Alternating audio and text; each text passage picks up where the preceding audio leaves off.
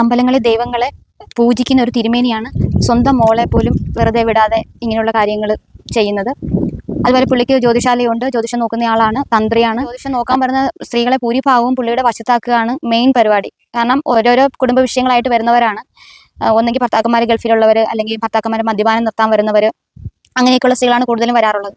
അപ്പം അവരെയൊക്കെയും പുള്ളിയുടെ വശത്ത് കിട്ടുമെന്ന് കണ്ടു കഴിയുമ്പം ഭീഷണി എന്നുള്ള രീതിയിൽ, ഭീഷണി എന്ന് പറഞ്ഞാൽ ദൈവങ്ങൾ അവരെ പുള്ളിയുടെ വശത്തായില്ല എന്നുണ്ടെങ്കിൽ ദൈവങ്ങൾ അവരെ ക്രൂശിക്കും എന്നുള്ള രീതിയിലാണ് അവരോടൊക്കെ സംസാരിച്ച് പിന്നെ പുള്ളി സംസാരിക്കുന്നിടത്തെ ആ സ്ത്രീകൾ നിൽക്കുകയുള്ളൂ. വളരെ വിചിത്രവും കേട്ടാൽ അപൂർവമായി തോന്നുന്ന ഒരു കേസാണ് ഞാനിപ്പോൾ പറയാൻ പോകുന്നത്.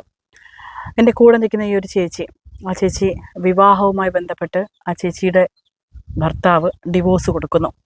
ഈ ഡിവോഴ്സ് നടക്കാതിരിക്കാൻ വേണ്ടി ഈ ചേച്ചി ഒരു പൂജ ചെയ്യുന്നു.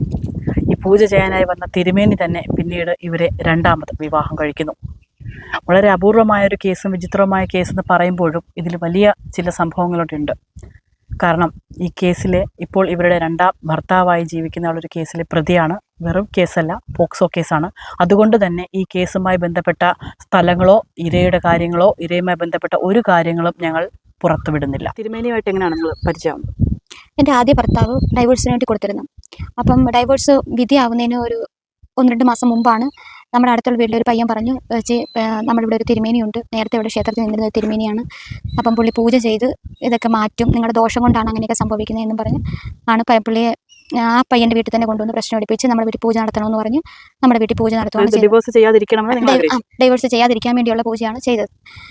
അതിനുശേഷമാണ് പുള്ളി എന്നെ വിവാഹം കഴിക്കുന്നത്. അത് കഴിഞ്ഞ് പുള്ളിയുടെ ഇതിൽ 2 കുട്ടികൾ ലീഗലി മാരീഡാണ്. പുള്ളിയുടെ ബന്ധത്തിൽ എനിക്ക് 2 കുട്ടികളുണ്ട്, ഒരു ആണും ഒരു പെണ്ണും ഉണ്ട്.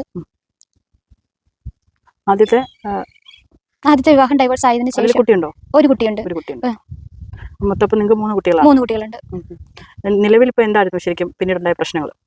പിന്നീടുണ്ടായ പ്രശ്നങ്ങൾ ഞങ്ങളുടെ ജീവിതത്തിൽ മറ്റ് പ്രശ്നങ്ങളൊന്നും ഇല്ലാതെ പോയിക്കൊണ്ടിരിക്കുന്ന സമയത്താണ് പിന്നെ ഓരോരോ ക്ഷേത്രങ്ങൾ മാറുന്ന സമയങ്ങളിലും സ്ത്രീ വിഷയങ്ങളുടെ പേരിലാണ് പുള്ളി ഓരോ ക്ഷേത്രങ്ങളും വിട്ടു പോണത്. അപ്പം അതിനുശേഷം സ്ത്രീ വിഷയങ്ങളല്ലേ എന്നുള്ള രീതിയിലേ നമ്മൾ അതിനകത്ത് കണ്ടുള്ളൂ.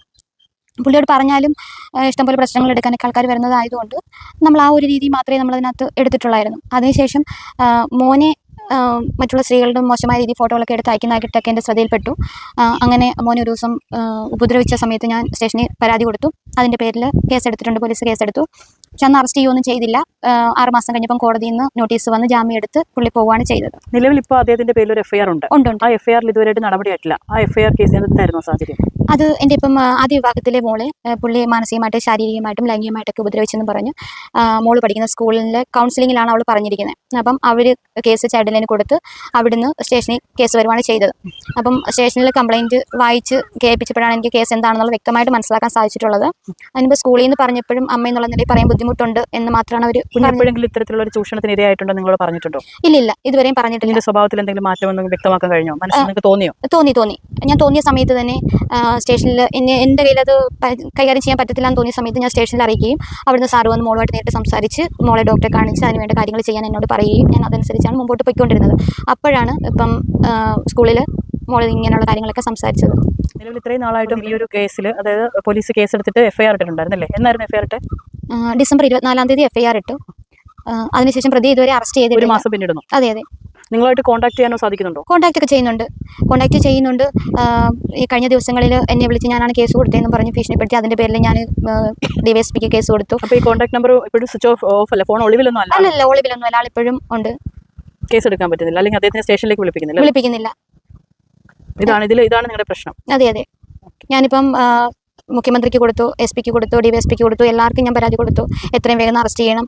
കാരണം എന്തുകൊണ്ടായിരിക്കും അത്തരത്തിൽ ഇത്രയും കൂളായിട്ട് ഒരാൾ? കാരണം ഇതൊരു പോക്സോ കേസാണ്. അപ്പോൾ ഈ പോക്സോ കേസിൽ ഇത്രയും വലിയ രീതിയിൽ ഒരു FIR ഇട്ട് 1 മാസം പിന്നിട്ടിട്ടും പ്രതിയെ കണ്ടുപിടിക്കാനോ അല്ലെങ്കിൽ എത്തിക്കാനോ പറ്റാത്ത എന്തുകൊണ്ടായിരിക്കും അങ്ങനെ? അതിനെക്കുറിച്ച് നമുക്ക് വ്യക്തമായിട്ട് അറിയില്ലെങ്കിലും കഴിഞ്ഞ തവണ ഇതുപോലെ മോൻ്റെ കേസ് ഞാൻ കൊടുത്ത സമയത്തും 1.5 മാസം ഞാനിങ്ങനെ സ്റ്റേഷൻ മുഴുവൻ കയറി ഇറങ്ങി നടന്നതിന് ശേഷമാണ് ഒരു FIR പോലും ഇട്ടത്. അപ്പോൾ അതുപോലെ പിടിപാടുണ്ടെന്നുള്ളതാണ് എനിക്ക് കിട്ടിയ അന്ന് കിട്ടിയ ഒരു ഇൻഫർമേഷൻ വെച്ച് ഞാൻ ഇപ്പോഴും ആ ഒരു ഇതിലാണ് പോകുന്നത്. കാരണം അതുകൊണ്ടാണ് ഇപ്പോഴും ഈ കേസിൽ പുള്ളി അറസ്റ്റ് ചെയ്യാത്തതെന്നുള്ളതാണ്. വളരെ കൂളായിട്ട് നടക്കുകയാണ്. നമ്മൾ ജനുവരി 2-ാം തീയതി തന്നെ പുള്ളിയെ ഇവരെ സ്റ്റേഷനിൽ നിന്ന് വിളിച്ചറിയിച്ചു.